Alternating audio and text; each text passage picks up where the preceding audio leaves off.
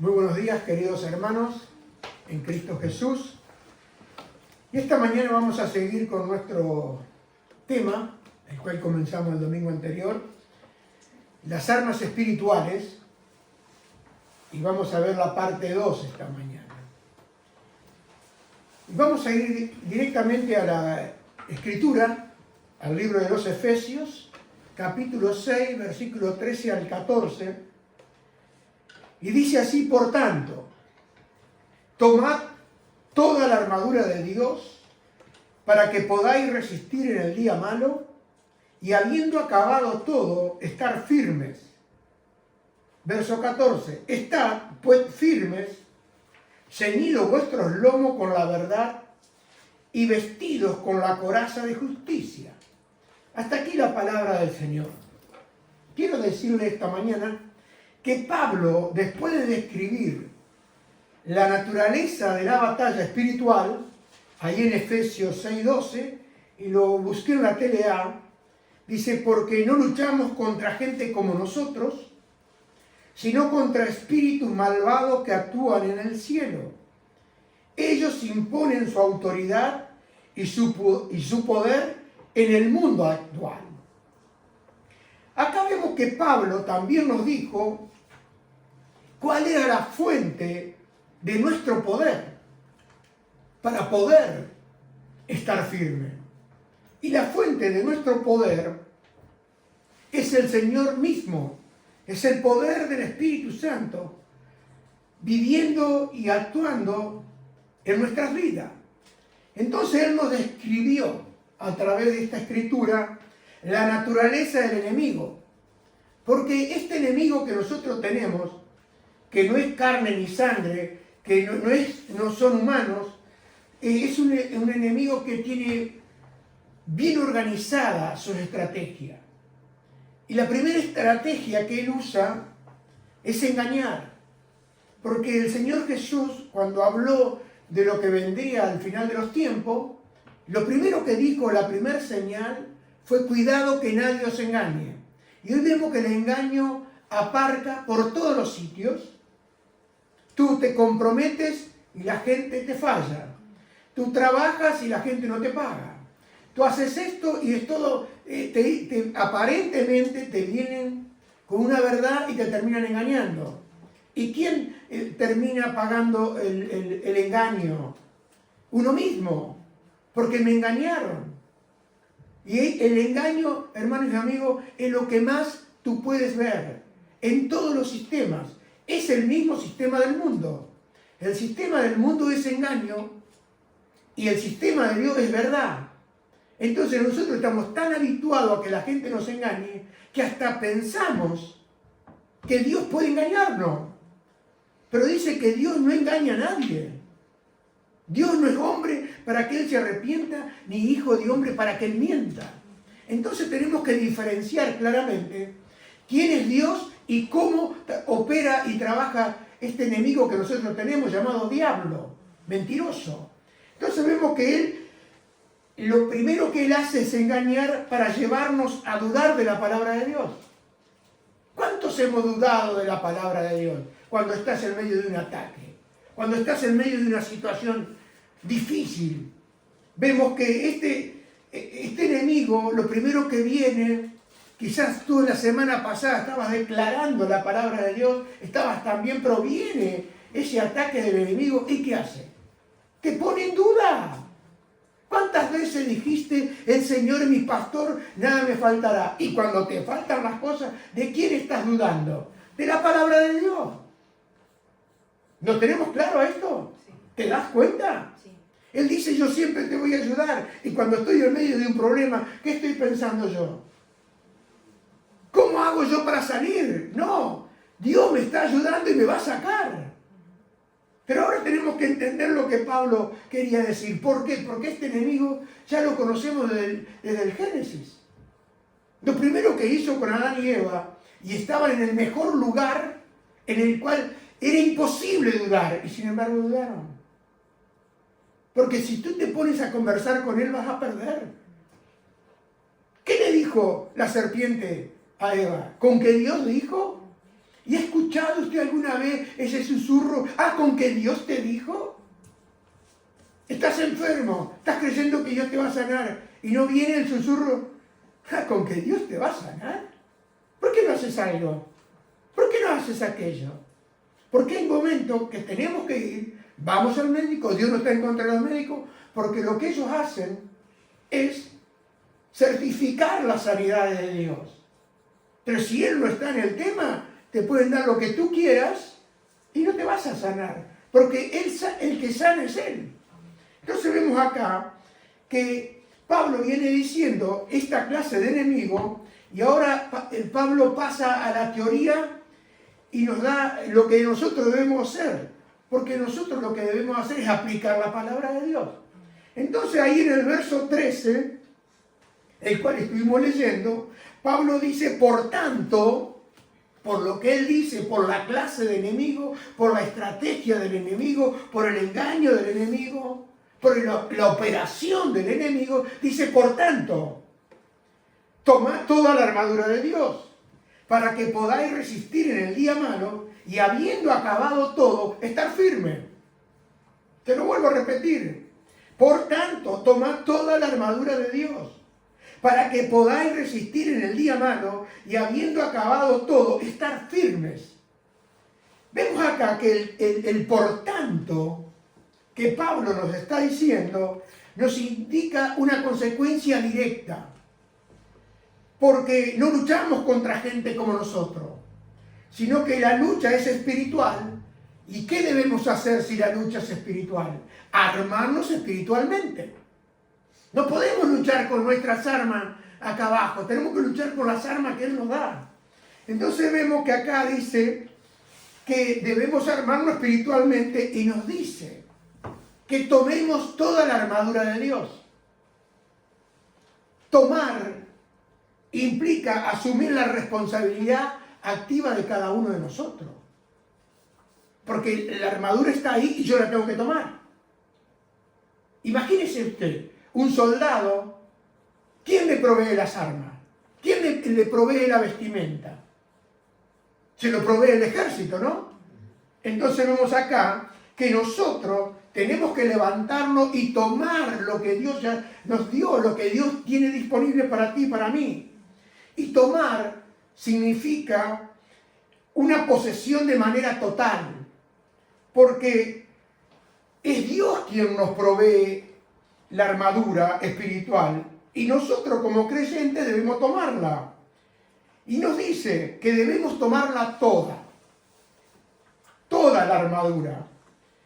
Y esto acá cuando el apóstol Pablo, bajo la unción y el poder del Espíritu Santo, está diciendo, quiero que sepa que no es una opción que a usted le dan. No es optativo. Ni siquiera si te parece. O la tomas o no la tomas. O la dejas o no la dejas. No es así. Porque dice que tú y yo debemos tomar toda la armadura de Dios. ¿Para qué?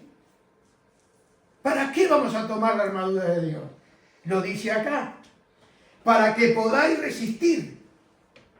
Y resistir significa oponernos a los ataques del enemigo firmemente. Pararnos en contra y mantener una posición estando bajo el ataque del diablo. Yo quiero que mi esposa ponga una foto que le di. ¿Cuál es la posición que Pablo está diciendo? ¿Cuál de ellas? Donde están todas los escudos. Los escudos. Yo quiero que usted mire esto.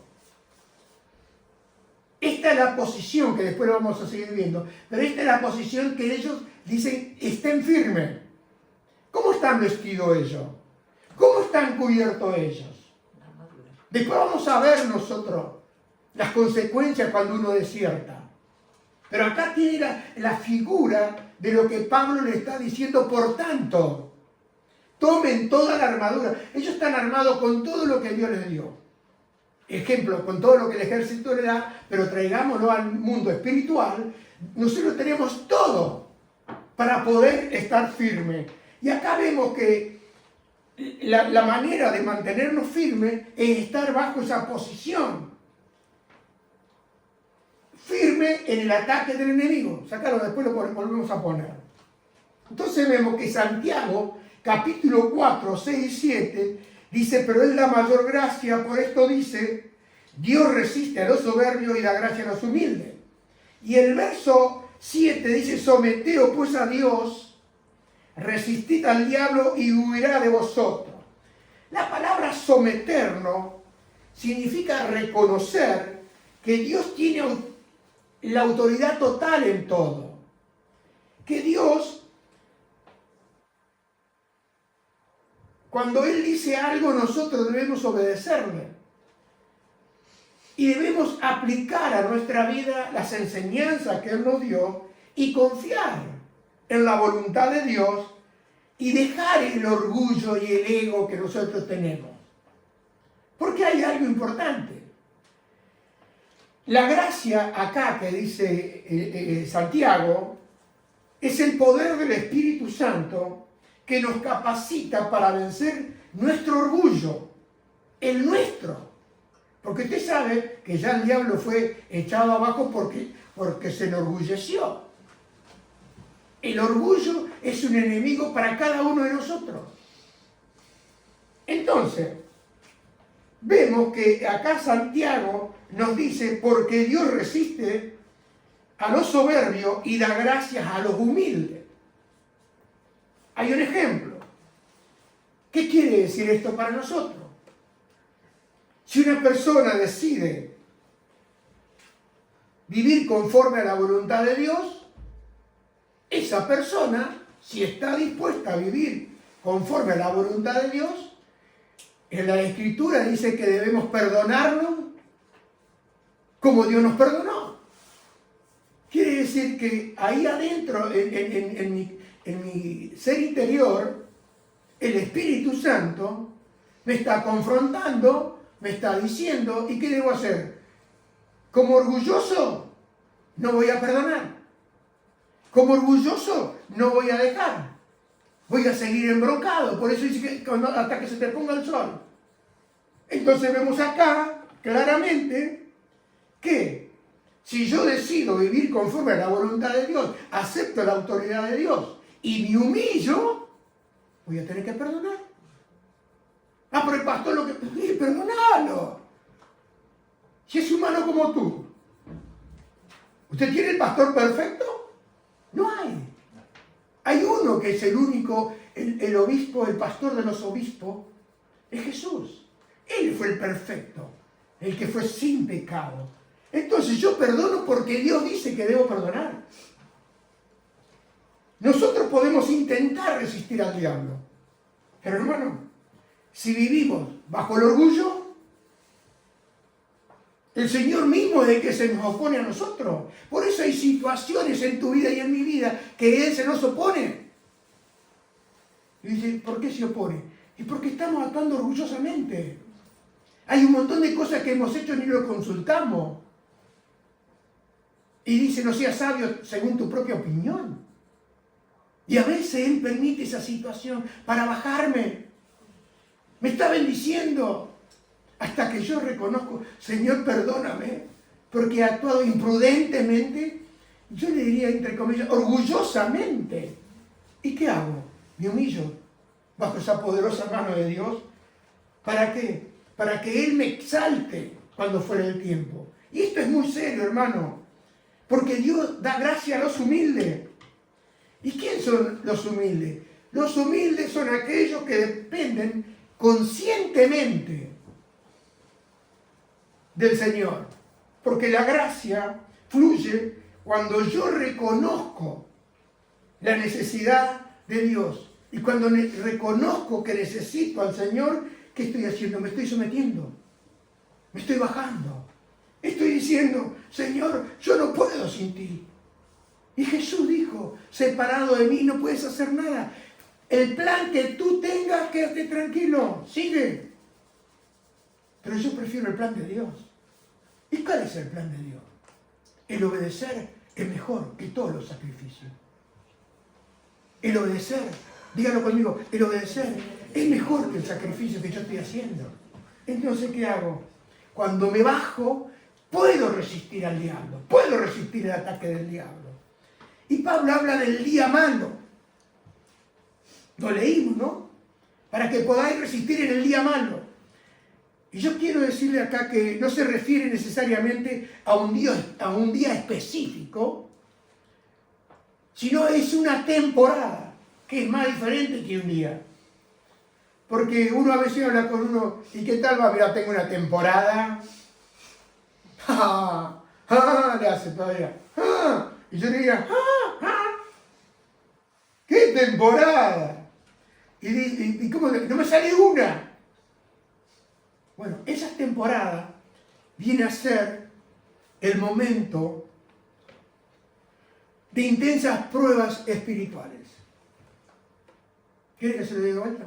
Para que usted sepa, eso no me sale una. Son pruebas que Dios permite para su vida. Ahora, ¿es solamente para mí? ¿Usted cree que solamente a usted?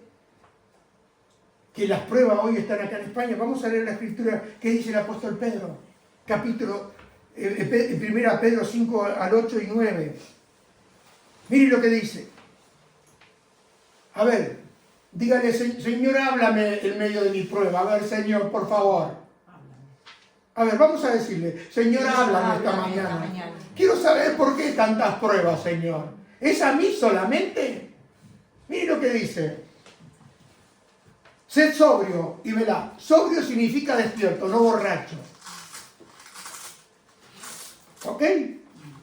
Y velad significa estar con los ojos abiertos, estar de centinela, estar mirando qué está sucediendo. Y acá nos habla de vuelta el apóstol Pedro, que sabía bien lo que fue el engaño del diablo. Dice, porque vuestro adversario, el diablo, no dicen los romanos, no dicen los judíos, no dice aquellos que se le oponían a Cristo. Él dice vuestro adversario. Vuestro, ¿qué quiere decirle a usted como cristiano? Que es su enemigo, que es su adversario, que él tratará por todos los medios de engañarlo. Y después vamos a ver por qué busca ese engaño. Dice, anda como león rugiente, anda como león rugiente, alrededor buscando a quien devorar. Quiere decir que él anda rodeando la manzana, para decirle un término coloquial, para devorarlo. Y acá el apóstol Pedro dice, al cual resistí firmes. ¿Qué decía Pablo? Estar pues firme, ¿no? Acá nos está hablando de resistir firme esas acechanzas, dice en fe. Y acá es algo para que usted saque que el problema está en España. Sabiendo que los mismos padecimientos se van cumpliendo en vuestros hermanos en Irán. ¿Dónde? En todo el mundo. Mi hermano no va a escapar. ¡Ay, me voy a Argentina! Y hermano, allá también está el diablo. ¿Te cree que porque... me voy para... Vaya, no hay problema. Porque Daniel en un momento, bajo la presión, dijo, hay quien me diere ala para volar. Hay momentos que uno quiere volar. Pero sabiendo esto, ¿te querés ir, Miki, vos? Mirá. ¿Me entiendes lo que vamos? Vamos entendiendo lo que el apóstol Pablo nos quiere decir, lo que Pedro nos quiere decir. Todos los creyentes enfrentamos días malos. Y Pablo nos dice, y habiendo acabado todo, estar firmes. Significa haber soportado el ataque y el asalto del enemigo y permanecer de pie después del combate. Porque, hermano y amigo, la victoria no se define con ausencia de batalla. Uno no quiere tener batalla. No quiero batallar. Uno sabe cómo obtiene la victoria permaneciendo firme. Por eso Pablo nos vuelve a repetir, estar pues firme significa mantener la posición, no retroceder y no desertar. Quiero que vuelvas a poner la imagen de los escudos. Y no desertar. Usted ve que hoy en día hay muchas personas que están desertando. ¿Cuál es la estrategia? Engañarte. Si tú te vas del ejército, vas a estar mejor. ¿Me explico? Y así le ha pasado a mucha gente. ¿Y la causa cuál es? No se pone la armadura espiritual. Ignoran las escrituras. No leen la Biblia, no oran, no buscan a Dios. Y la consecuencia, tarde o temprano, es que tú te vas. Y Pablo nos está hablando de firmeza. Porque es la imagen del soldado romano que no abandona su lugar en la línea de batalla. Ellos están acá. Miren cómo están acá. Y la orden del capitán o del general, no retroceder. No le está diciendo que avancen. ¿Me explico? Porque nosotros tenemos, hay tiempos de avanzadilla y hay tiempo que uno gana la batalla permaneciendo acá. ¿Lo vemos en la imagen? ¿Le habla la imagen? Mire cómo está. No se puede atravesar. Porque, hermano y amigo, yo le voy a decir acá. Me lo busqué bien. En el ejército romano había una formación llamada línea de batalla. Y en esa estamos todos los cristianos. Estamos en la línea de batalla. En el lugar que tú estás, en la iglesia que tú estás en línea de batalla. Entonces los soldados, esta línea se les llamaba la línea de batalla, la primera línea que estaba ahí. Y los soldados luchaban escudo con escudo. Usted vio que cuando usted ya está medio cansado y no se pone nada, lo primero que quiere es no venir más a la iglesia. ¿No le ha pasado? Que ayer tú ponías ese del perro que se traía solo, pero se trajo por lo menos. El meme ese de que el Pedro, cuando no quiere ir, se agarraba y se llevaba. Hermano y amigo, piense en esto. Se lo pongo en imagen para que usted lo vea. ¿Está mal? ¿Y qué hace? Deja de ir a la iglesia. ¿Sabe lo que está haciendo usted?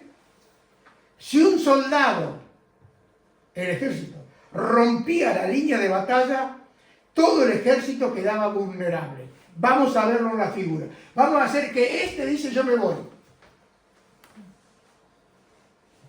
Puede llamarse quien quiera. Este dice yo me voy. Este se dice o yo me voy.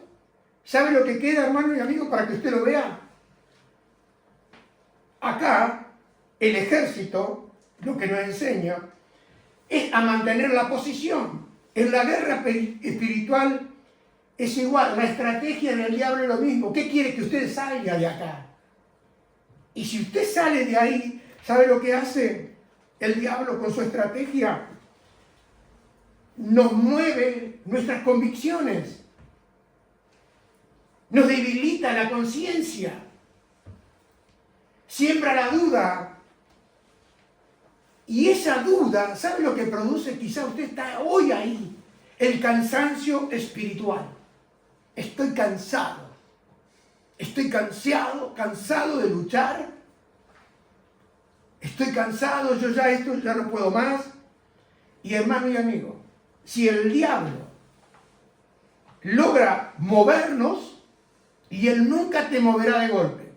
Usted vio una cosa muy clave, que usted puede mirarlo. Ninguna de las personas que se han ido de nuestra iglesia en el tiempo, ninguno se fue de golpe.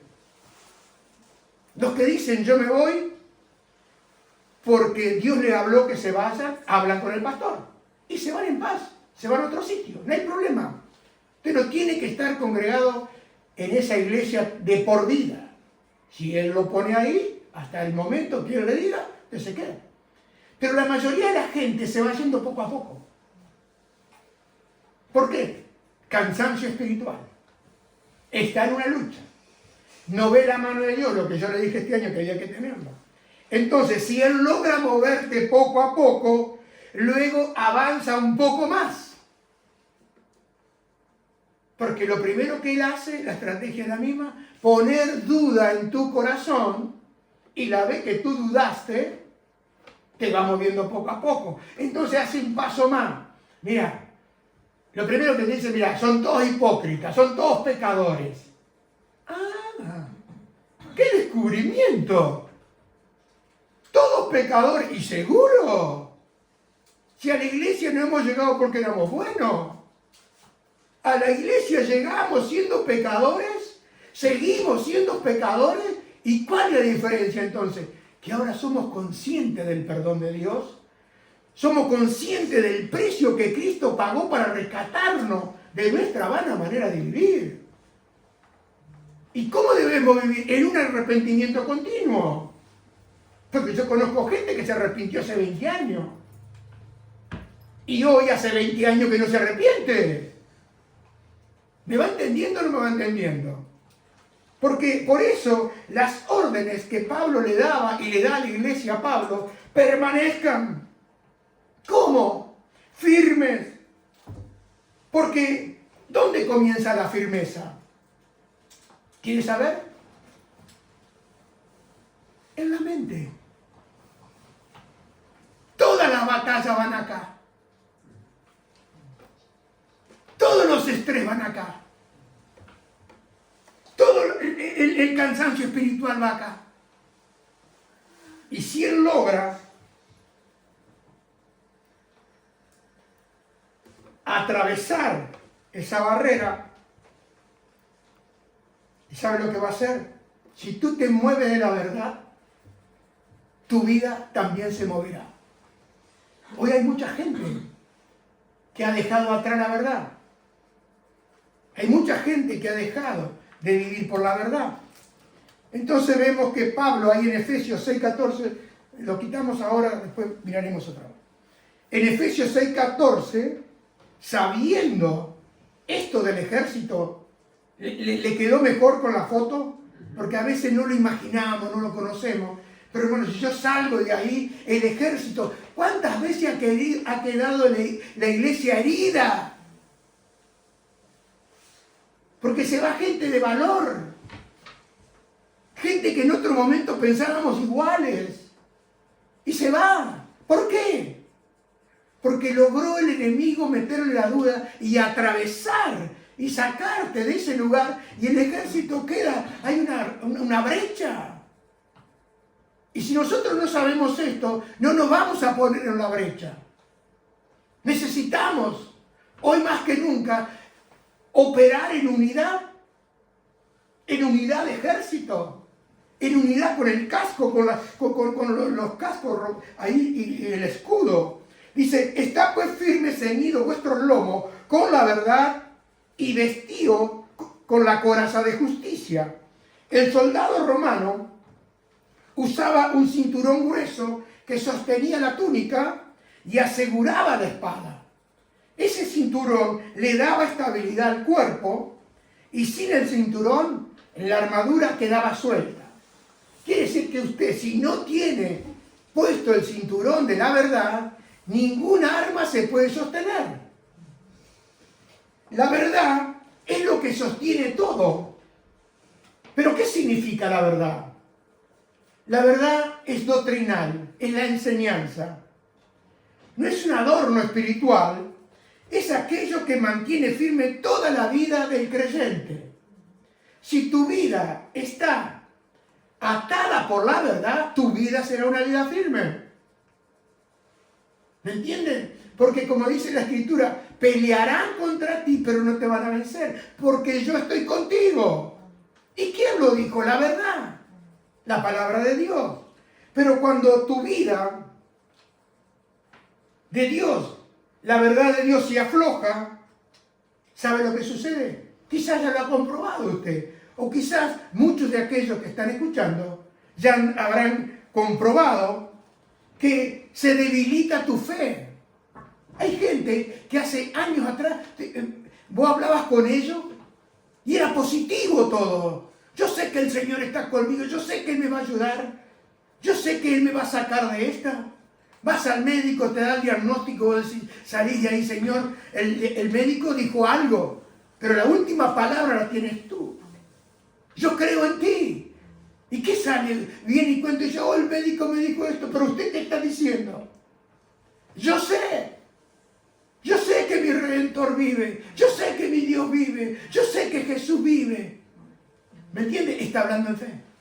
Entonces vemos acá claramente que la verdad se afloja, se debilita tu fe, porque la mente se confunde y el corazón se vuelve vulnerable.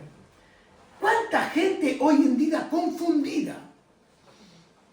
Pero cantidades. A veces usted quiere hablarle de Dios, dice, no me hable, está confundida. ¿Me entiende? No se puede hablar.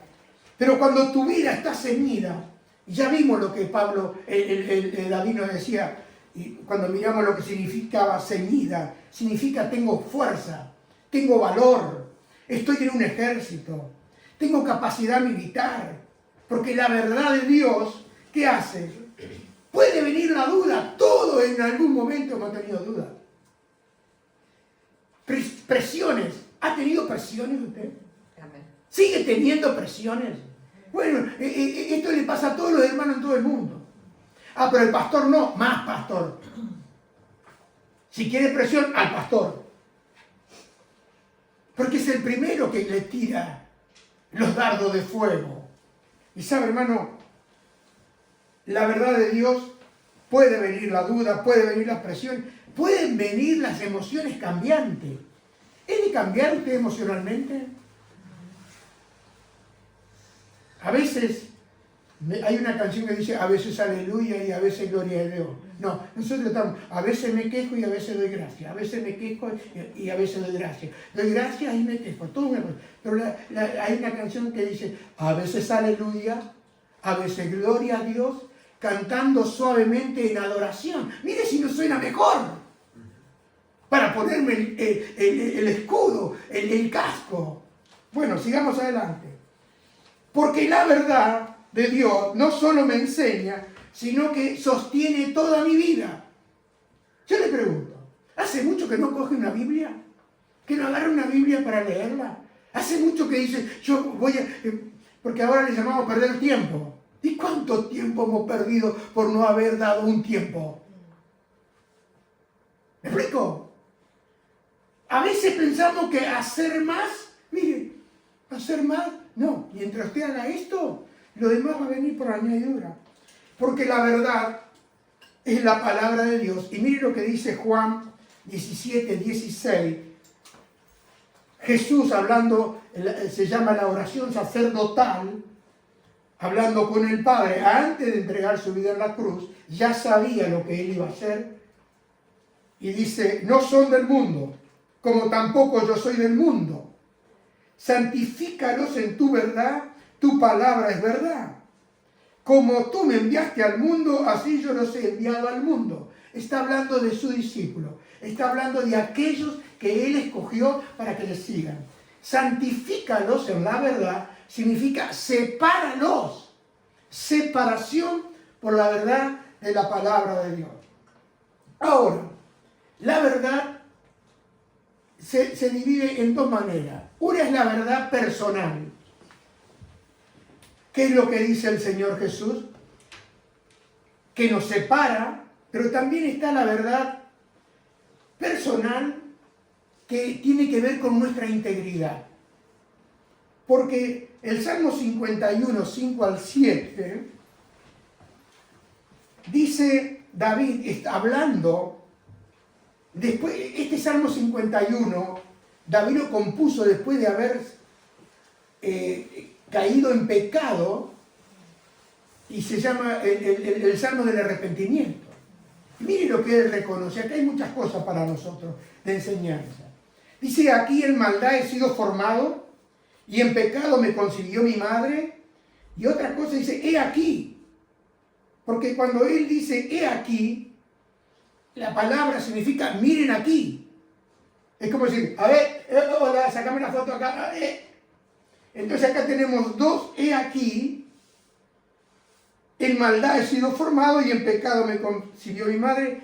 Y miren aquí, dice, tú amas la verdad en lo íntimo. Y en lo secreto me has hecho comprender sabiduría. Y él pide, después de este razonamiento de David, dice, purifícame con hisopo y seré limpio. Lávame y seré más blanco que la nieve. Acá David está diciendo que Dios en el interior, en su interior, porque dice en lo secreto, le ha dado convicción en su corazón. ¿Cuál es la convicción que el Espíritu Santo le dio?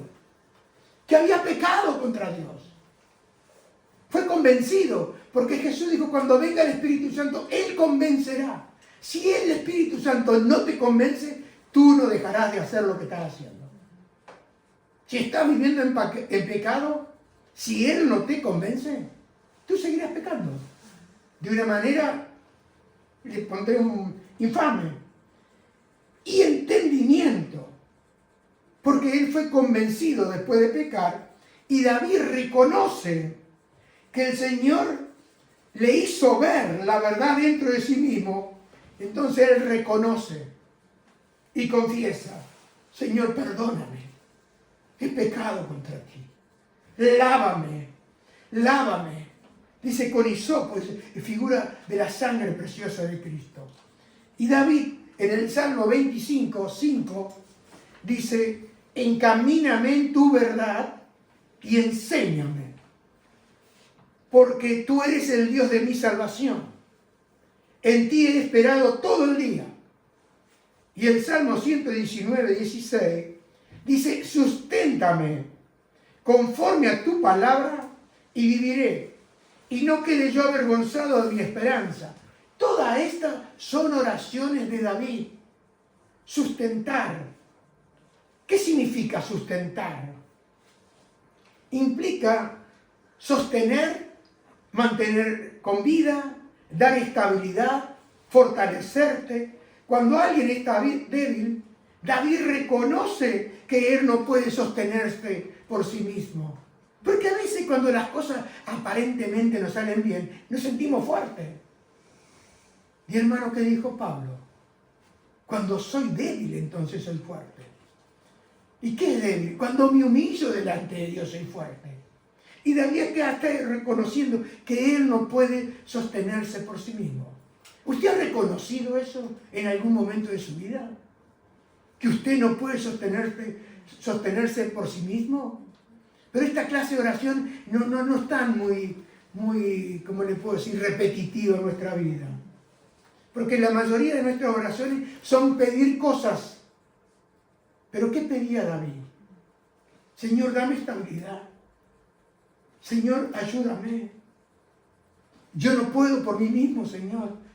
Y el cielo se alegra si escucha oraciones de esta clase. Porque, hermano, esto nos muestra tres cosas de David. ¿Qué cosa nos muestra? David era un hombre humilde. Tenía humildad espiritual. Segundo, que vemos en la vida de David, que él tenía una dependencia total en Dios. Y tercero, David reconoce la fragilidad del hombre. Yo creo que esto necesitamos cada uno de nosotros aprenderlo. O por lo menos escucharlo esta mañana para aplicarlo en nuestra vida. Y poder decirle, Señor, reconozco que sin ti no lo puedo. Jesús dijo, separado de mí, no pueden hacer nada. Y hermano, acá vemos que David dependía de Dios. Lo reconoció en todos sus caminos, en todo su andar. Porque la verdad, hermano, no solo es información correcta. La verdad es la palabra de Dios. Y Dios es fiel a su carácter y es fiel a sí mismo. Y la verdad, cuando Él nos enseña, es recordar que Él nos ha dado promesas. Que Él es un Dios de justicia. Y cuando nosotros pensamos de esta manera, entonces esto mantiene mi fe, mantiene atada mi vida a Él y puedo seguir adelante. Porque David pide ser sostenido por la verdad. Porque él reconoce que el corazón puede engañarle. ¿Ha pensado alguna vez usted que su corazón le puede engañar? ¿Se ha dado cuenta que a veces su corazón lo ha engañado? Todo debemos reconocer. Porque el mismo profeta Jeremías dijo, engañoso es el corazón, más que todas las cosas. ¿Quién lo conocerá? Y dice, yo Jehová lo conozco. Él conoce tu corazón y mi corazón. La mayoría de los problemas nuestros, ¿sabe por qué causa es? Porque hemos permitido que nuestro corazón nos engañe. Hemos permitido que la estrategia del enemigo se consuma en nuestra vida y después estamos llenos de problemas. ¿Por qué?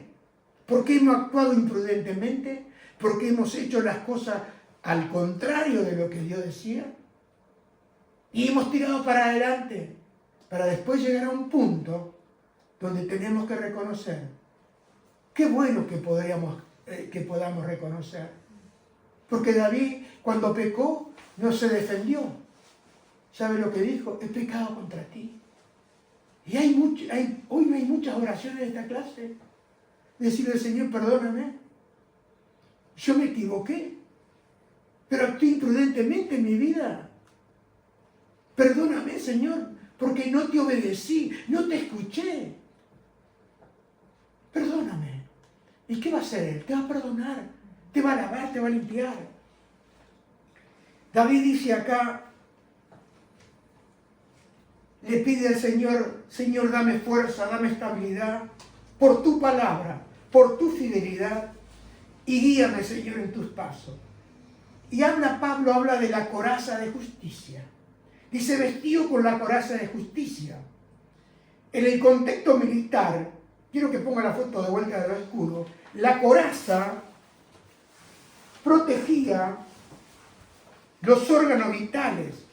Estamos hablando de corazón, pulmones y los órganos. Aquí está, y está acá el escudo, pero acá están las corazas. ¿Qué es lo que usted ve? Los ojos y la coraza, ¿no?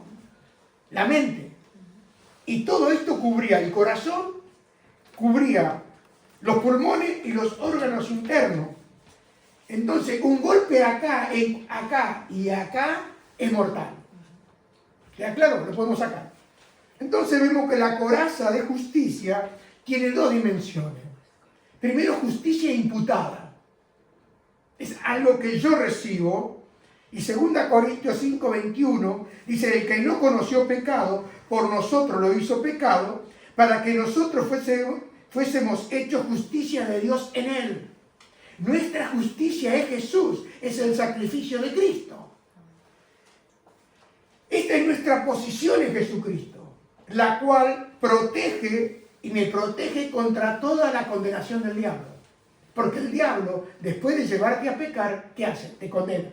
Y Romanos 5:1-2, rapidito, dice, justificado pues por la fe, tenemos paz para con Dios por medio de nuestro Señor Jesucristo, por quien también tenemos entrada a la fe, a esta gracia en la cual estamos firmes y nos gloriamos en la esperanza de la gloria de Dios. Hermano y amigo, no me voy a detener acá, pero quiero decirle que todos hemos pecado, todos. Nadie se justifica por sus propias obras. Abraham fue justificado por fe y todo esto nos da como resultado la paz, esa paz que Dios te da dentro del corazón. Entonces vemos que justificado por la fe, esto es un término legal cuando uno va a un juzgado. He salido de esa acusación y he salido legalmente libre. Entonces, delante de Dios es un término legal por medio de la fe, y esto significa ser declarados justos. Si usted va a luchar la guerra espiritual, la lucha espiritual, tendrá que tener bien claro que la justicia es de Dios y que no hay condenación para los que están en Cristo Jesús. Porque el diablo lo que va a tratar es engañarte y condenarte. ¿O no? ¿No le ha pasado que viene y lo abruma con... Esto no tiene perdón de Dios?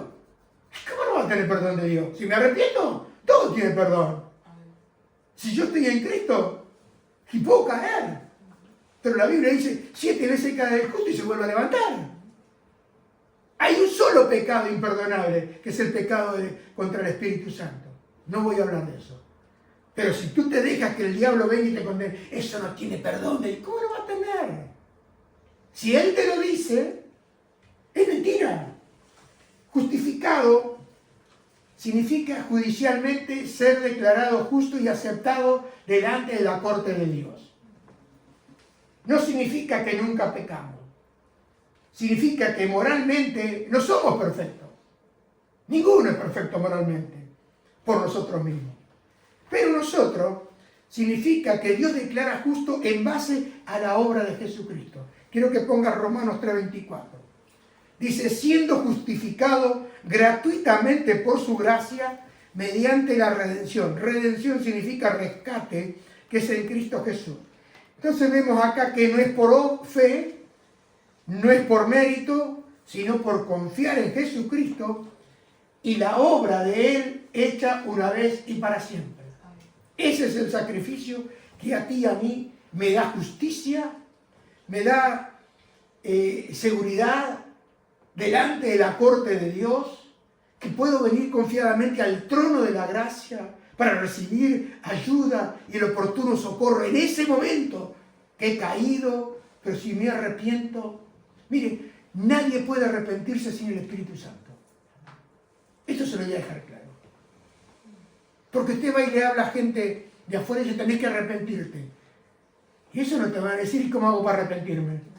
Pero nosotros que tenemos el Espíritu Santo, si lo hemos contristado, sabemos lo que es arrepentirnos. ¿Qué es arrepentirnos? Pegar la vuelta y decir, perdón. Perdóname, Señor. Si Él dice que perdonemos, y le dijo a Jesús, a Pedro, Señor, ¿cuántas veces tengo que perdonar a Jorge, mi hermano? 7, porque Pedro conmigo estaba por 7. ¿Y sabes lo que le dijo Jesús? 70 veces 7 perdonar a Jorge. O pongan el nombre suyo. Quiere decir que mi obligación es perdonarte. Se lo digo de corazón esto. Porque a veces decimos, ya estoy cansado de perdonarlo. ¿Cuántas veces lo perdonaste? 2 veces. Dice, te me la volvió a hacer. Y bueno, hermano. ¿Sabe, hermano? El Salmo 15, vamos a ver lo que es la justicia en la práctica. Y ya con esto vamos terminando. Proverbios 4:23 nos dice, sobre toda cosa guardada, guarda tu corazón, porque de él mana la vida. Quiere decir que nosotros necesitamos guardar nuestro corazón. El Salmo 15, 1-3, en la versión de la TLA, dice el salmista, dime, Dios mío, ¿quién puede vivir en tu santuario? ¿Quién puede vivir en tu monte santo?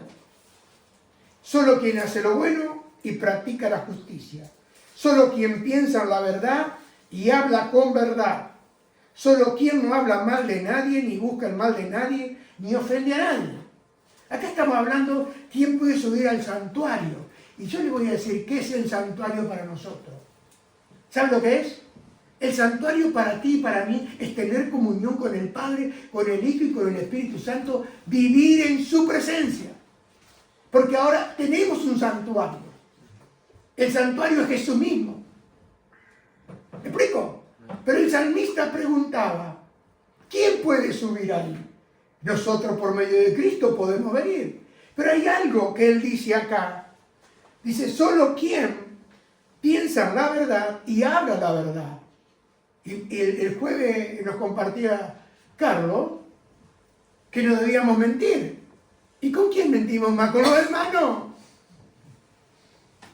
No estaba diciendo en el mundo le van a mentir. No, hermano. Hablen verdad entre ustedes. ¿Qué hacemos? Ah, se la cuento cambiada, se la doy vuelta. Hermano, eso está mal. Eso no es conforme a la palabra de Dios. ¿Estamos de acuerdo o no? ¿Qué te dijeron, la da vuelta. Entonces acá vemos algo.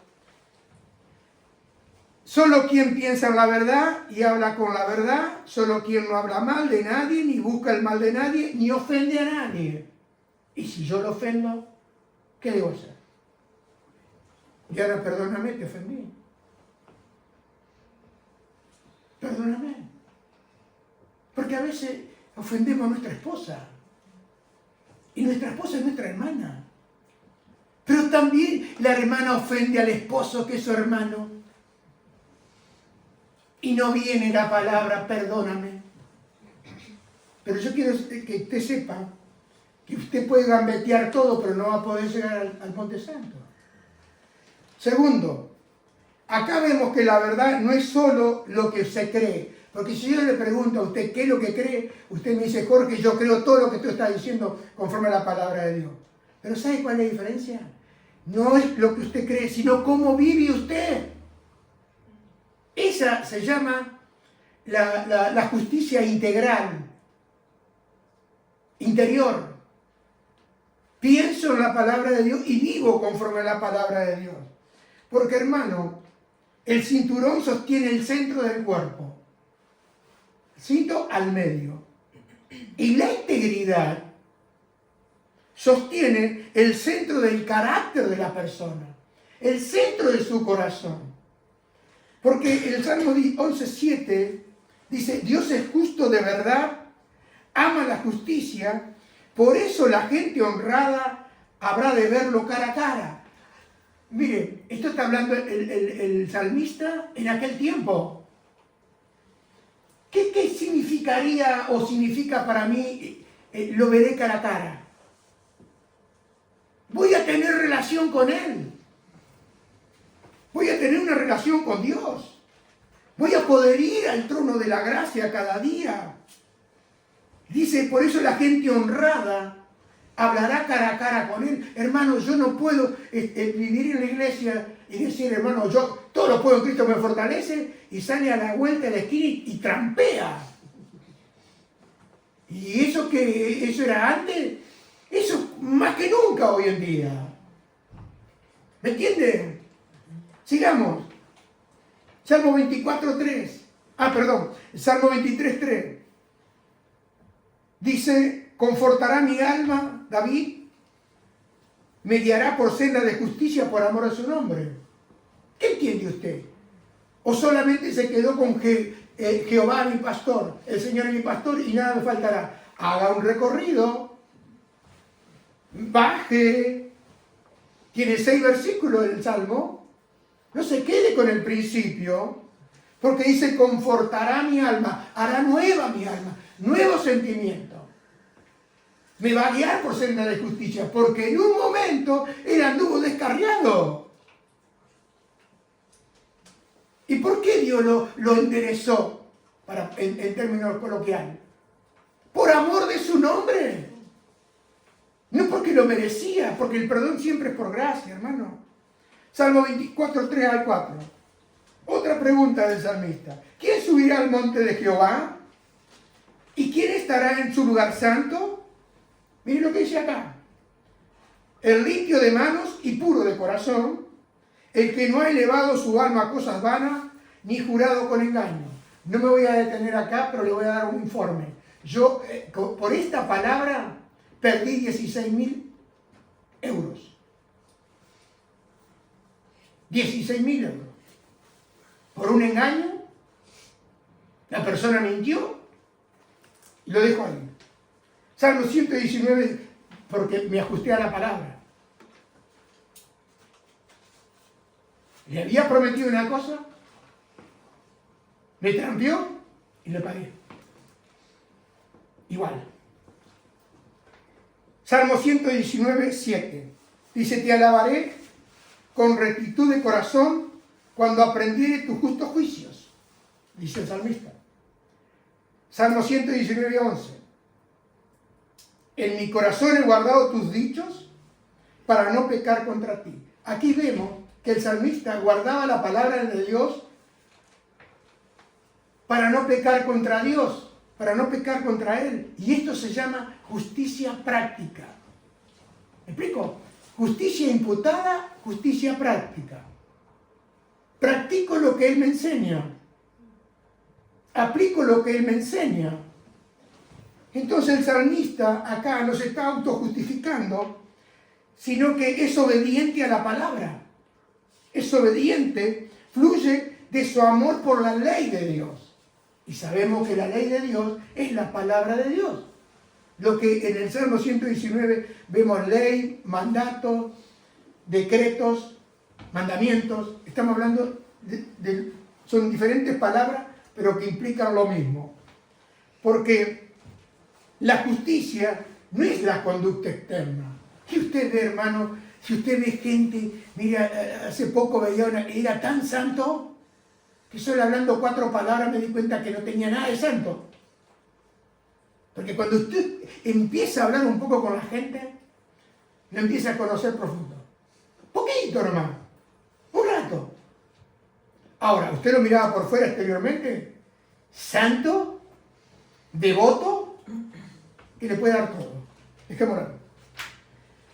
La justicia no es conducta externa, sino que es fruto de la verdad interior del corazón. Porque dice la Biblia que como el hombre piensa, actúa. Si tú piensas con la palabra de Dios, vas a actuar por la palabra de Dios. Y Salmo 119, 36, David hace una petición. Inclina mi corazón a tu testimonio y no a la avaricia. La mayoría de nuestros pedidos son por más, no para que Él incline nuestro corazón a sus testimonios. Salmo 119, 80. Sea mi corazón íntegro en tus estatutos, está hablando en tus mandamientos, para que no sea yo avergonzado. La mayoría de las veces que nosotros llegamos al punto de ser avergonzados es porque no hemos sido íntegros en nuestro corazón. No hemos sido, y a veces nos sucede lo que le pasó a Jacob. Jacob trampeó en su casa, Jacob trampeó con su suegro y la pagó caro. ¿Me explico?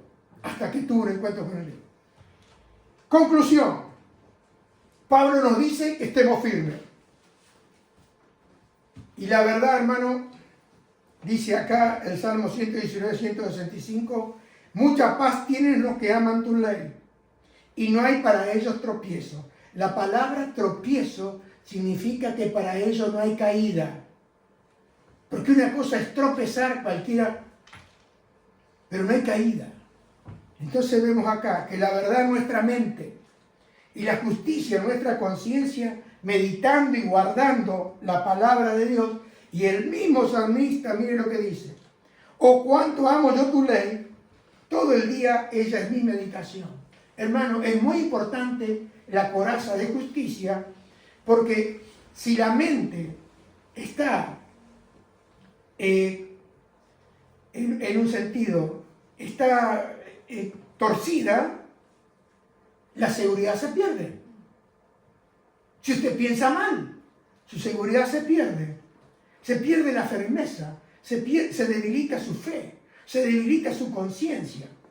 Ya no tiene una conciencia limpia, lo que Pablo dijo que tenía limpia conciencia. Entonces, cuando tenemos la mente limpia, pueden venir a acusarme lo que quieran. Pero ¿saben lo que tengo? Tengo confianza en Dios. He puesto delante de Dios mis cosas. ¿Y sabe lo que hace eso? Me fortalece, me da fuerza. 2 Corintios dice, llevando cautivo todo pensamiento a la obediencia a Cristo. Hermano, si la mente cede, ¿sabe lo que sucede? La firmeza desaparece. Por eso cuando vienen esos ataques del enemigo a su mente, porque ataca acá, usted tiene que llevarlo a Él. ¿Y cómo voy a llevarlo a Cristo? En obediencia a Cristo. El diablo viene y te acusa de esto, y tú tienes que ir y decirle, como dijo Jacob, Señor, pero tú me dijiste, Señor, tú me dijiste. Y obedezco la palabra de Dios y lo llevo a Cristo en obediencia. Porque la última palabra la tiene Él.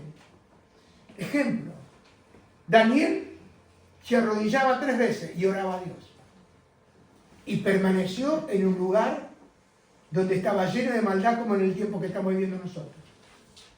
José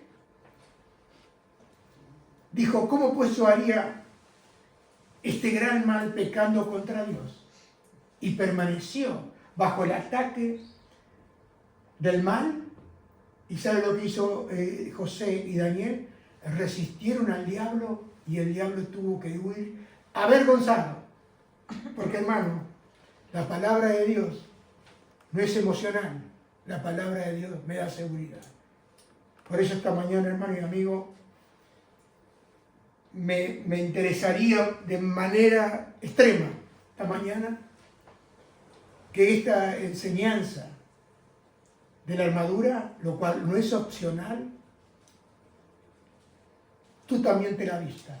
Porque si no, como dijo Pablo, siendo heraldo para otro, yo quedé eliminado. Y esto no es una guerra entre carne y carne, humano y humano, es espiritual.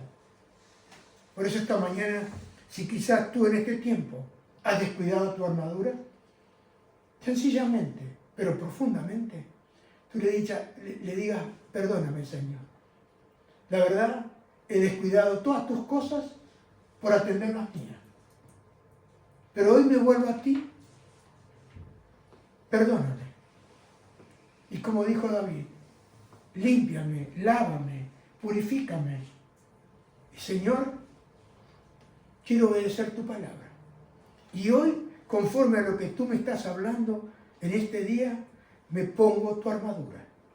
A partir de este día, quiero vivir confiando en tu palabra, en tus promesas, reconociendo que tú eres el único Dios verdadero, que enviaste a Jesucristo para salvarme, librarme y perdonarme. Amén. Vamos a orar. Quiero cantar esta canción, reconociendo que toda la gloria le pertenece al Señor. Padre, te doy gracias esta mañana. Gracias por tu palabra. Gracias porque tú eres quien me provees la armadura para poder estar firme en el día malo.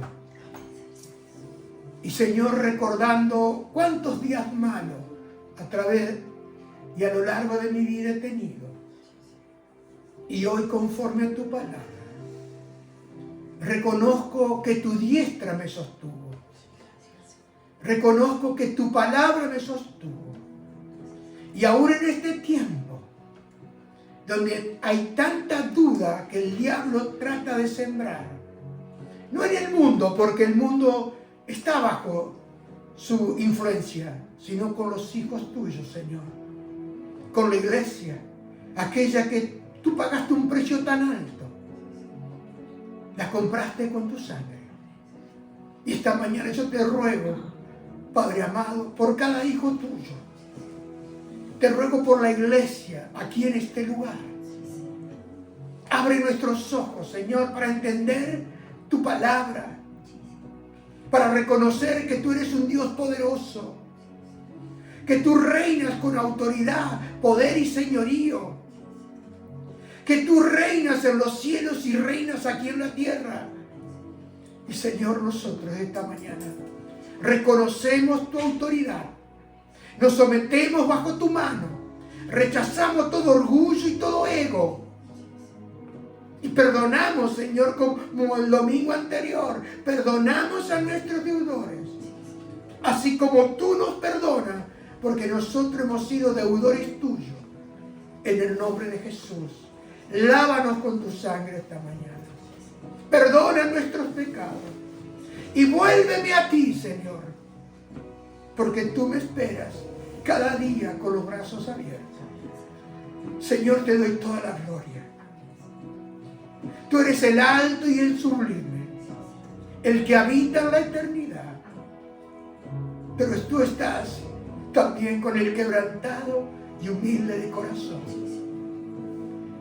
En el nombre de Jesús. Aleluya. Alto y sublime, que habita en la eternidad, y su nombre es el Santo de Israel.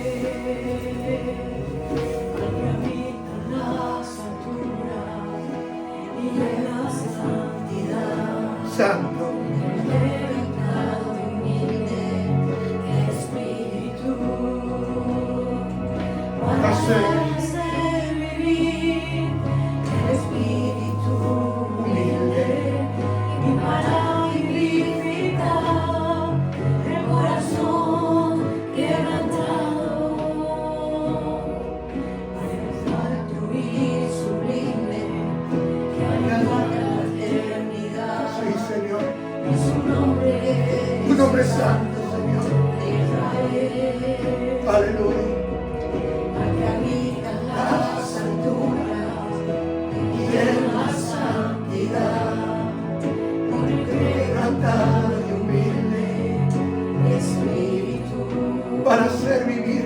y para hacer vivir Gracias. Gracias que me das vida por tu palabra. vivificar Gracias. corazón quebrantado. Sea la gloria. Sea la gloria. Sea la gloria. La alabanza y poder al que reina por los siglos y su nombre santo. Una vez más, aleluya. Y honor, la alabanza y poder al que reina por los siglos y su nombre santo es.